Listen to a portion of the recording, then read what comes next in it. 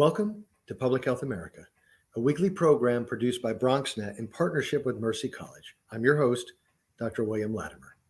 Here on Public Health America, we speak with experts from an array of specialties across the liberal arts and health professions to provide you with not only the best science, but practical tips to live a healthier life. We also celebrate what studies have long documented, namely the unparalleled value of a liberal arts college education by setting the stage to pursue a career of your choice, increase lifetime earnings, and engage in civil debate. Our experts will share decisions they made and support they received that helped them to beat the odds. By sharing one or two life lessons, their stories may provide you with the inspiration and method to realize your dreams. This is Public Health America.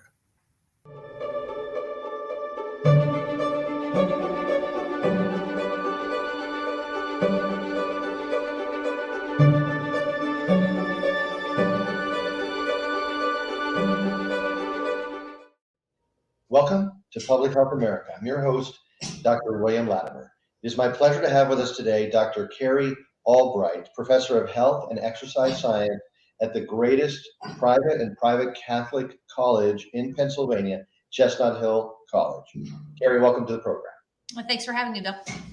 Pleasure. So I know you've been doing some cutting edge work on wearable devices, particularly those that foster health promotion. Tell us a little bit about your work.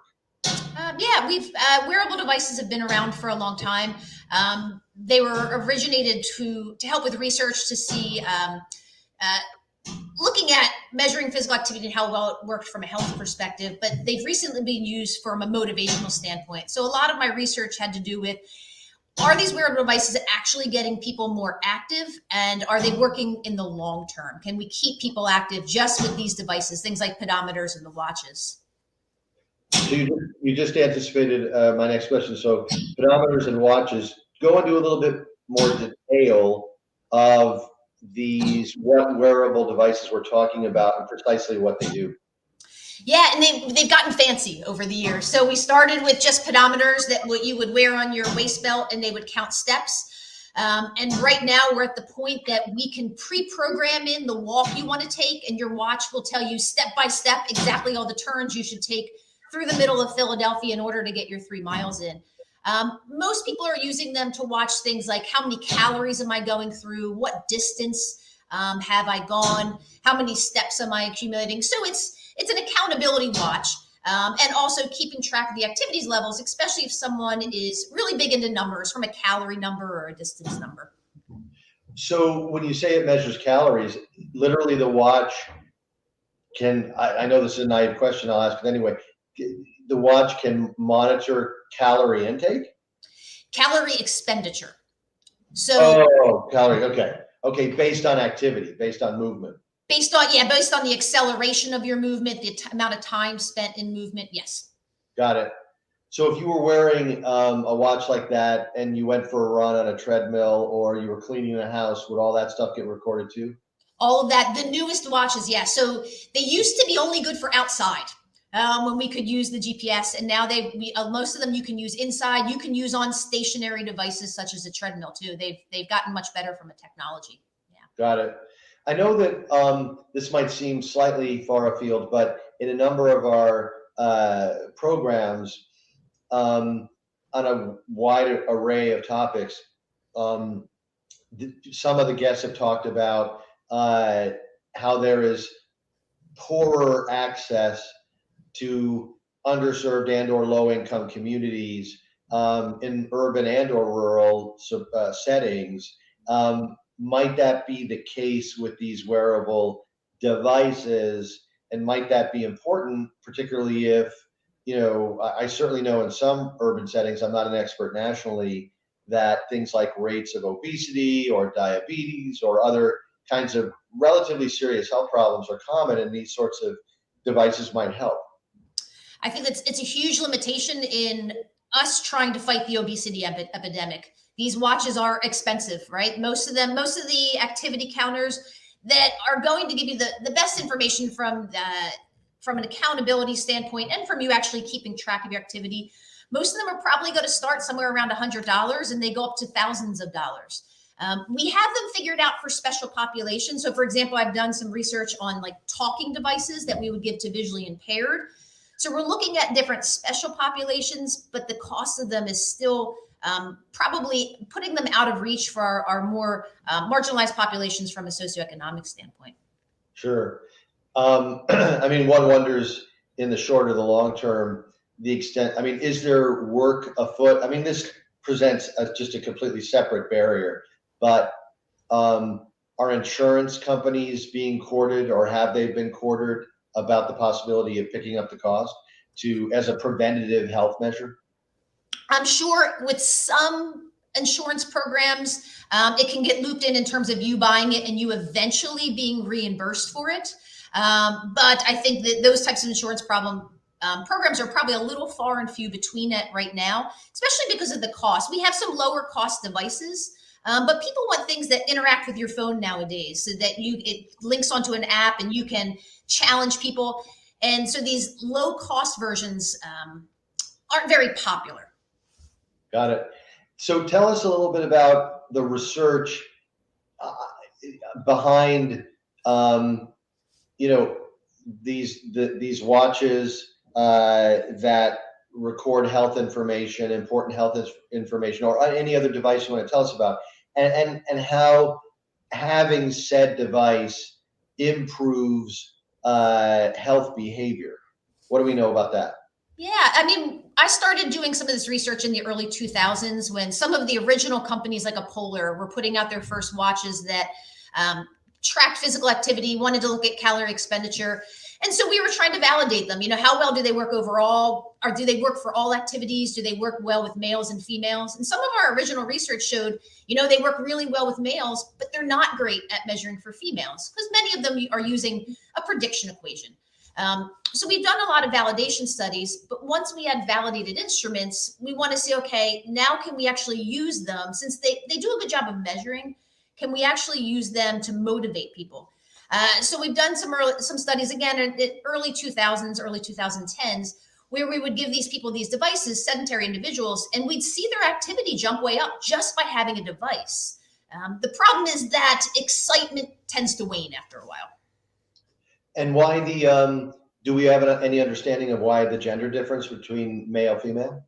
Yeah, I think any of these devices are not directly measuring anything. They're still predicting and estimating. And that means that there's inside of your watch, there's an equation going on. And so the information that these companies put in for males to predict and females to predict was slightly off. And so they had to better their predicting for females. Got it. So 10 years later, or however many years later, post-pandemic, have the corporations that make these watches caught up, and the male-female predictive algorithms are pretty equally effective, or are they still working on that? No, I mean, they've caught up. The watches are better than ever in all the different things that they're measuring. Now, we know that we've got down calorie measuring. Again, there's still an estimate to the best that we can. And now they're moving on to measuring other things at this point. We're past the point of making sure these watches are good from an activity measurement standpoint.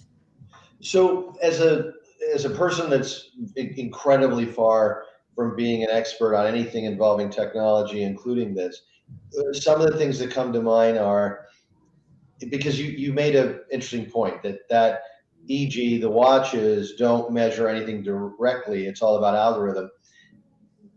What about things like, and I only know what I see on a commercial, which is infrequent at best, but I'm thinking about things like blood pressure, cholesterol, blood sugar. Do the devices you're talking about, I mean, like, is anyone working on an all-encompassing device that can measure, 14 key parameters for people that might have specific issues, or generally healthy people that just want to keep their health under control, or is that still far away? Oh no, we've got a lot of big corporations, Apple, Google, they're all in the race for measuring these things. So we have watches that, we started with things such as simple as heart rate. Now they want to measure EKG. They want to be able to measure blood glucose levels. things like blood pressure. These are going to have to directly measure in some type of fashion, though, but they're not going to be the perfect. So, we want to measure EKG. We need to measure electrical activity of the heart, but yet you're going to be trying to do it from a watch. So we're going to have it's not necessarily a prediction equation anymore, but it may not be the best measurement area on the body to be taking, Right. but it can raise a lot of red flags if need be. Interesting. Yeah. Fascinating work. I mean, now I'm wondering, is there any work underway about innovative devices that are not necessarily on one's wrist that would take a better measurement? But before we move on to that, with the time we have left, so you are professor of health and exercise science at Chestnut Hill College in Chestnut Hill, outside of Philadelphia in Pennsylvania. Tell us a little bit about how this excellent research and work translates into your pedagogy, your teaching in the programs at Chestnut Hill College. Yeah, I mean, being at a small school, it's all about being with the students most of my time.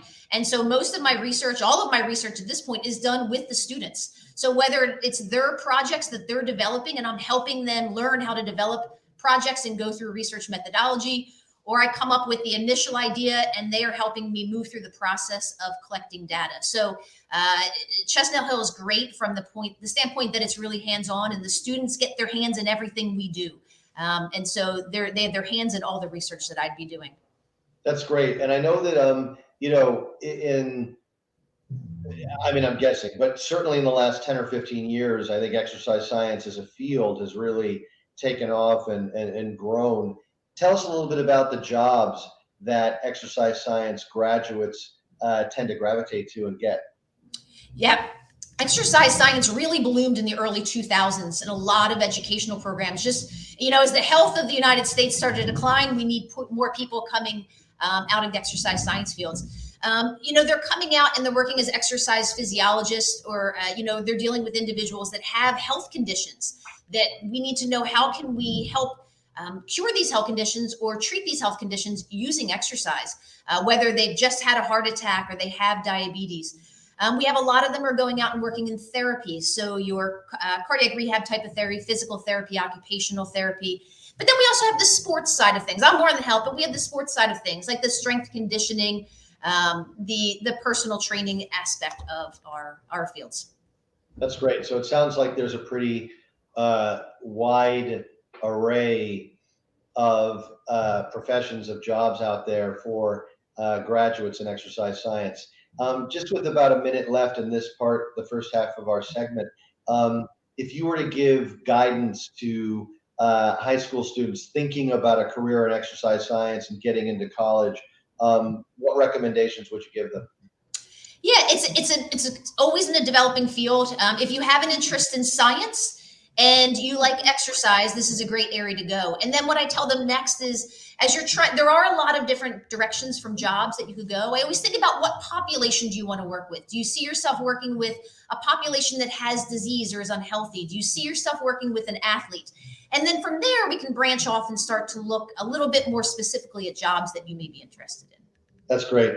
Great advice. We're going to take a quick break. When we come back, Dr. Carrie Albright will tell us a little bit about her own journey as an undergraduate student and professionally generally that led to her ability to have this great career. This is Public Health America. I'm your host, Dr. William Latimer. We'll be right back.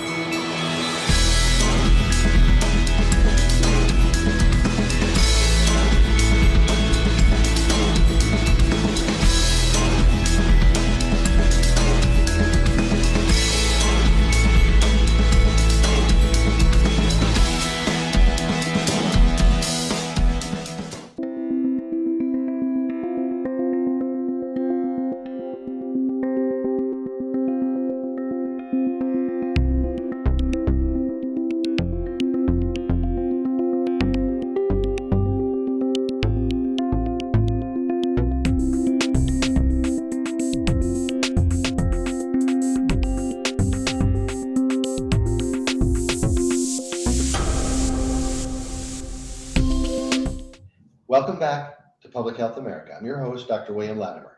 So, Carrie, we always start the second half of the segment with the exact same question, which is, tell us where you were born and about some of your formative experiences. Yeah, definitely. So I was born in New Jersey, right outside of Philadelphia. So Philadelphia kind of is my hometown.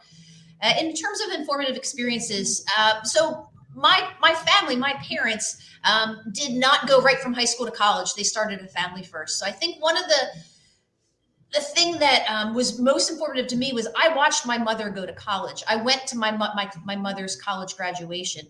And so I saw the importance of, even when you have a family and you have a job, how important education is by watching her move through this. And even as, she had the full-time job and she still kept going on to further in college. And I think that was really important to see that, to make sure that I knew how important education was. That's great. That's a great story. About how old were you when your mom graduated from college? So I think I was probably maybe 8th grade or the beginning of high school when she graduated from college. So the time where it was very impactful at that point in my life. Yeah, that's fantastic. I mean, my mom went to grad school in my presence, but and she was a teacher, a public school teacher forever. But there's no question that had an impact that I think might be similar, and it is very powerful and positive. So you're getting through high school. What was your process in thinking about whether or not you would, and then ultimately at what point did you attend undergrad? Yeah, so I think, I'm watching my mom go through college, and she was going for a science degree. So I'd watch her bring home specimens from biology lab and talk about those things. And so my interest in science grew from there. And she was working at a hospital at the time, so she would bring me to the hospital and have me talk to individuals that were working there. I've been to Fox Chase Cancer Center. I've been to Jeff Hospital. And that really kind of pushed me in that trajectory from a science perspective and to go into that direction. Great. And then what was the selection process like, and where did you ultimately attend college? Yeah, I mean, like any high schooler going to selection process, it's hard to figure out where to choose to go. And I'll be honest, a lot of it was money, right? Many of us have to choose college based on what the costs are going to be, and many of us are limited by the costs. So I ended up applying to, primarily a bunch of state schools. And ultimately, I ended up going to James Madison University down in Virginia, which is where my sister had gone. Got it. And what was your major? So I actually went to college where my older sister was attending at the time. I was a freshman when she was a junior. And I've always known, I pretty much knew it then, that her presence was such a huge factor in my decision. How much was that a factor in your decision? Yeah, I think it's huge. I mean, going down and visiting her and her being able to take us on tours and letting us see what the campus was like. And then I did the same thing. My brother followed me. We all ended up going to the same school. And we just going to a school, I think also that had a variety of options. As an 18-year-old, I don't know exactly what I want to do with the rest of my life. And so I wanted to go to a school that had a variety of options for me, knowing that I was potentially going to change my mind. Right.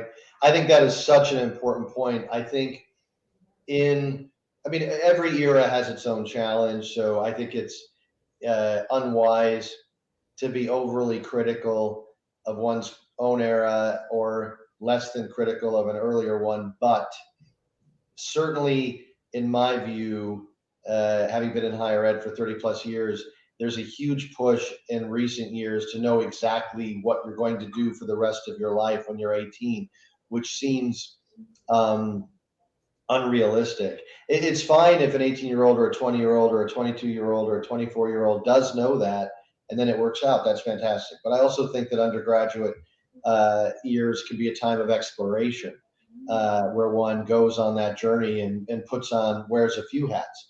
So tell us about your journey at James Madison. What was your thinking going in? What did you ultimately major in? Yeah, so I ended up majoring in exercise science. At that point, there weren't as many exercise science programs in colleges, and I knew that they had a well-established program. So I knew going in that was going to be my major. And they had a very family-like atmosphere. So the advisors and the faculty that were there kind of took you under your wing and move me through my journey at that point, right? My parents weren't located near me. Neither of them had gone through that same type of journey as I was. And so just finding faculty that work at the college to kind of help me figure out career path and how to get there. They were great at that.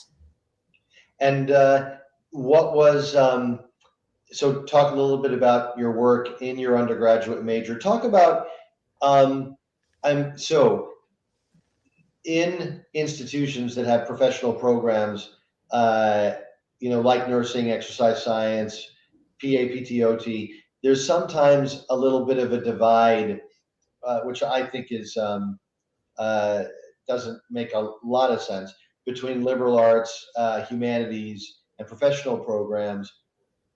Was there any kind of a divide? How did your first 2 years, which probably was more general education, traditional, how did that inform and probably, I would anticipate, improve the impact of your exercise science training that came thereafter? Probably. What was that linkage like? Yeah, I think understanding that I'm going in as an 18-year-old, a 20-year-old that's very interested in my field. And I think it takes over time realizing that, my interest is in science, but understanding the impact that psychology will have on my job, understanding the impact that sociology will have on my job. It takes a little while to learn that. And it takes time of getting out there, getting into your internship, doing those clinical sites for you to understand that this is not just about science and how much you really have to pay attention in those humanities classes and your behavioral sciences classes, because they're going to be an equally as important part of your job. Well said, and I think that's a really important message, particularly to traditional age students that want to go into health professions. And the notion that you pointed out, that it's not an overnight realization of how those linkages become meaningful, and it could even be post-graduation that it becomes clearer how those relationships between humanities, liberal arts, and professional studies can intertwine in very positive ways. So during your undergraduate experience, tell us, what were the one or two things from an academic standpoint that made it positive, that that you took away from, that set you up for success thereafter? Yeah, I think one of the big things, and I tell my students this, one of the things that's going to set you up for success is when people offer for you to see something or experience something, always say yes. And so whenever, a faculty member would say, hey, do you want to come down and try working in the research lab? You say yes.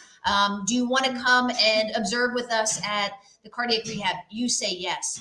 Because equally as important, there was things just as important. There were things I found out that I don't want to do at all, right? I went to a physical therapy clinic because they had me go. And I found out this is not for me. I checked it off the list.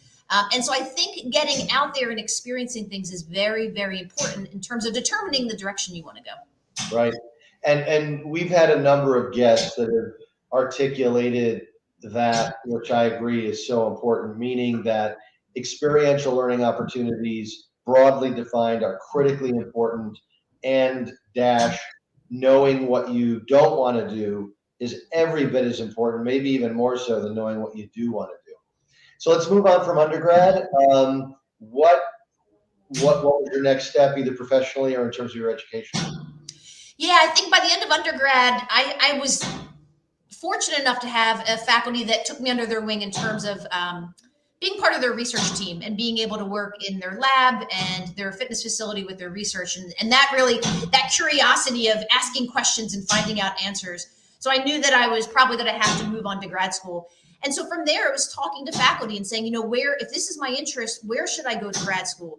And just having the mentors that kind of pushed me through my different levels of graduate school as I started to narrow in on my interests. So from undergrad, I knew I had a general interest in exercise physiology. And so I was pushed towards, I ended up at University of Maryland, College Park, where they're a pretty high level research institution. That's great. University of Maryland, College Park is absolutely fabulous. So what was your degree, and what was your general experience like as you progressed? I mean, did you get a doctorate in exercise science, or what was your next step? Yeah, I think the progression is interesting. So I went for exercise physiology, and I knew I was interested in the health side of things. And so my master's degree was at University of Maryland, and they have very large projects going on, $5 million projects. And so you're kind of a worker within it, and you get to learn the process. I chose my doctoral level. I ended up going to University of Tennessee, and at that point, they're a big research institution, but I knew I would have the opportunity to develop my own projects, and work through the process with myself or maybe one other two people, which would help me in terms of becoming an independent researcher. That was a big jump for me going from Maryland to Tennessee. Got it. Got it. And looking back, and this is sort of an oblique turn on a question I've already asked you. Obviously you made it through. You've gotten into academia. You've got a vibrant research career. Pedagogy or teaching is a huge part of what you do. What about your undergraduate experience set you up for success in your master's and doctoral programs? Like what did you learn there, and this is part two, what happened at the doctoral level and or master's that was critical in setting you up for success professionally thereafter? Yeah, I think number one was going to a college that my undergraduate that was big on general education. Right, I was able to take a lot, whether it was your liberal arts, and have a lot of room to take courses that weren't necessarily in that major, but that worked together with it. And I think that really helped me set myself up for success, especially as I'm moving through programs that are very applied. A lot of people are going to end up going and working out in the clinical field, and you need to be prepared for those soft skills. And even as I did that, as I worked through going through my college years, I worked as an exercise physiologist, and even putting on research and working with the general population. Most of my research was with sedentary unhealthy women, and being able to work with them. Again, it's that soft skill component. It's not just the science component. Great. And with just a moment or two left, again, if you were to give advice to our viewers today about whether or not to attend college, undergraduate, and how to get there, what would it be? Yeah, I mean, for most of us, that was the transformational experience in our lives. It's where we are educated on everything, not just the career that we are in, but how to move through life, how to be a critical thinker, how to make decisions, how to make the best choices for ourselves, and how to go about doing that. So I think we need to think of it not just about our career trajectory, but again, how we're just going to live the rest of our lives. Wonderful. Thank you so much. I want to thank Dr. Carrie Albright, Professor of Health and Exercise Science at Chestnut Hill College in Chestnut Hill, Pennsylvania, right outside of Philadelphia. I want to thank our viewers for tuning in. I'm your host, Dr. William Latimer. This is Public Health America. Take care. See you next time.